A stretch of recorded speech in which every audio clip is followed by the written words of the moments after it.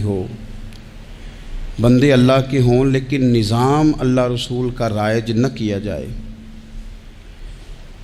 اور اپنی مرضی کے مطابق چیزوں کو لیا جائے، تو پھر بڑی کوشش کے باوجود بھی معیشت، معاشرت، سکون، امن، عدل یہ چیزیں قائم نہیں ہوتی۔ اسلام کو جب ہم کامل، مکمل اور اکمل دین کہتے ہیں تو ہمارے دین نے ہمیں مسجد چلانے کا طریقہ بھی بتایا ہے اور ملک چلانے کا طریقہ بھی بتایا ہے۔ جس طرح کتاب و سنت کا نظام مسجد میں، مدرسے میں رائج کرنے کا کہا گیا ہے، اسی طرح کتاب و سنت کے نظام کو دنیا میں رائج کرنے کا کہا گیا۔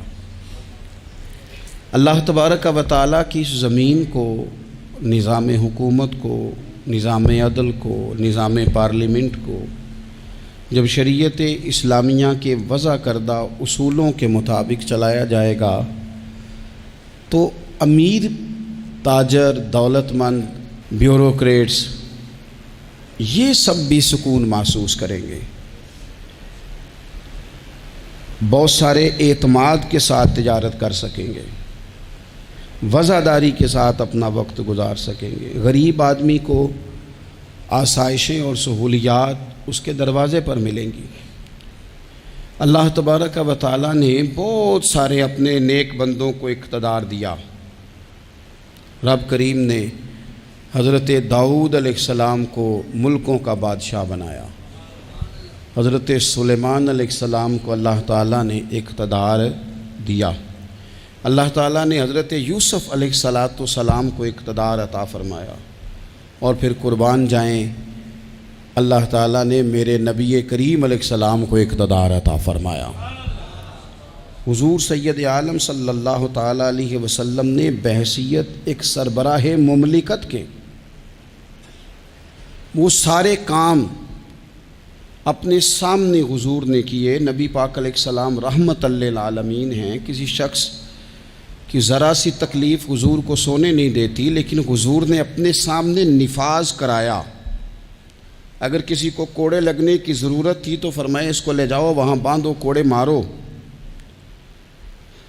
اگر کسی شخص پر چوری کی، زنا کی کوئی حد جاری کرنی تھی تو حضور نے اپنے سامنے وہ جاری کروائی، نفاذ عملی قانون کا اپنی نگاہوں کے سامنے کروایا۔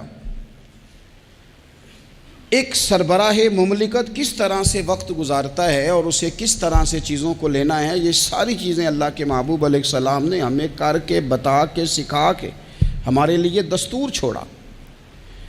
ہم نے آہستہ آہستہ آہستہ آہستہ یہ کیا کہ جس طرح عیسائیوں کے پوپ، انہوں نے مذہب کی تشریح یہ کی کہ غاروں میں رہنا ہے، دنیا سے کٹ کے رہنا ہے، یا پنڈتوں اور جوگیوں نے جو مزاج دیا تھا وہ ماحول ہم نے طاری کیا۔ اسلام کو ہم نے جز وقتی بنایا، کل وقتی نہیں بنایا۔ مسجد میں آ گئے تو وضو کر لیا، ٹوپی پہن لی، نظر جھکا لی، تسبیح پکڑ لی، کہا میں مسجد میں ہوں، میں جھوٹ نہیں بول رہا، میں مسجد میں ہوں، میں غلط بات نہیں کر رہا، میں مسجد میں ہوں، میں بددیانتی نہیں کر رہا۔ او خدا کے بندے، جو رب جس طرح مسجد میں دیکھتا ہے مسجد کے باہر بھی اسی طرح ہی دیکھتا ہے۔ اسے نہ اونگ آتی ہے نہ نیند آتی ہے۔ تمہیں ہمہ پہلو نیک ہونے کا کہا گیا۔ اسلام نے اپنے ماننے والوں کو جو جذبات دیے، میں آپ کو بڑی ذمہ داری سے کہتا ہوں، حساس ہو کے بات کرتا ہوں کہ مساجد میں، مدارس میں جب کوئی سیاسی بات کی جاتی ہے تو واقعی بعض لوگوں کو ٹھیک نہیں لگتا۔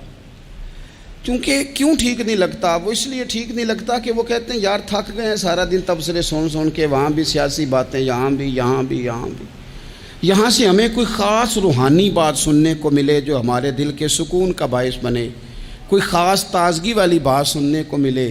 لیکن میں آپ کو یہ بھی بڑے احساس کے ساتھ بات عرض کرتا ہوں، یہ جذبہ غلط نہیں ہے۔ کچھ لوگوں کا یہ جذبہ تنقید کا ہوتا ہے، اس کی بات نہیں کرتا، لیکن کچھ کہتے ہیں نہیں ہم تو روحانی تازگی کے لیے، ان کی بات بھی ٹھیک ہے۔ لیکن میں آپ سے عرض کروں، میرے رسول پاک علیہ السلام نے اور حضور کے چاروں خلفاء نے سیاست کی جتنی تدبیریں کی ہیں وہ مسجد شریف میں بیٹھ کے کی ہیں، چونکہ یہ جذبہ پاکیزہ تھا، خلوص والا تھا، خدمت والا تھا، اشاعت تبلیغ والا تھا، دین کو آگے پھیلانے والا تھا، تو یہ پاک جگہ پر بیٹھ کے بات ہوئی۔ اسے پلید، ناپاک اور چونکہ غلط اب کیا گیا ہے تو اب بعض چیزیں بوجھ بنتی ہیں۔ قرآن مجید کی جو آیت کریمہ میں نے تلاوت کی ہے نا، میں آپ سے عرض کروں، معیشت سے زیادہ، معاشرت سے زیادہ، ایٹمی طاقت سے زیادہ ضرورت نیک لوگوں کی ہوتی ہے۔ یاد رکھنا، بہترین قسم کا اسلحہ موجود ہو لیکن چلانے کا فن نہ آتا ہو تو بندہ دشمن کا کچھ بھی نہیں بگاڑ سکتا۔ انسان کے پاس بہترین گاڑی موجود ہو لیکن اسے چلانی نہ آتی ہو تو اس کے لیے سفر کبھی بھی مکمل نہیں ہوتا۔ ہمارے پاس سارا کچھ ہے، دیانتدار لوگوں کی کمی ہے۔ لوگ کہتے ہیں معیشت کا کچھ کرو، معاشرت کا کچھ کرو، تو یہ قرآن دیکھیں اللہ کا کیا فرماتا ہے۔ رب کا قرآن کہتا ہے الذین ان مکناہم فی الارض، کچھ لوگ وہ ہیں کہ اگر اللہ انہیں زمین میں اقتدار عطا کرے وہ کیا کریں گے؟ اقاموا الصلاۃ وآتوا الزکوٰۃ، وہ نماز قائم کریں گے، زکوٰۃ ادا کریں گے، وامروا بالمعروف، وہ نیکی کا حکم دیں گے، ونہوا عن المنکر، وہ بری باتوں سے منع کریں گے، وللہ عاقبۃ الامور، اور ہر کام کو اللہ ہی کی طرف لوٹ جانا ہے، سب کاموں کا انجام اللہ کی طرف ہونا ہے۔ ان لوگوں کو رب اگر اقتدار دے، ضرورت بندوں کی زیادہ ہے کہ بندے دیانتدار ملے۔ یہ وہ لوگ نہیں ہوتے کہ انہیں مال مل جائے تو یہ عیاش ہو جاتے ہیں، بلکہ انہیں مال کے خزانوں کی کنجیاں ملیں تو یہ رب کی غریب مخلوق کے لیے دروازے کھول دیتے ہیں۔